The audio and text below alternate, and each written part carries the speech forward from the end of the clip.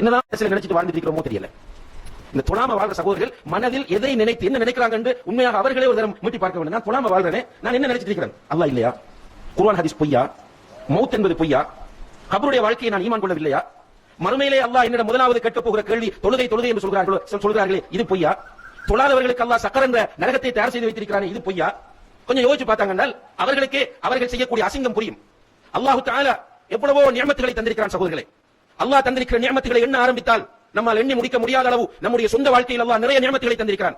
உட்கார்ந்து பட்டியல் போட்டு பாருங்கள். உங்க ரெண்டு கண்ணும் கெட்டு போகும்போது கண்ணின் பெருமதி உங்களுக்கு புரியும். உங்களுடைய இரண்டு கிட்னிகளும் பழுதாகும் போது அல்லாஹ் தந்திருக்கிற கிட்னியின் பெருமதி உங்களுக்கு புரியும்.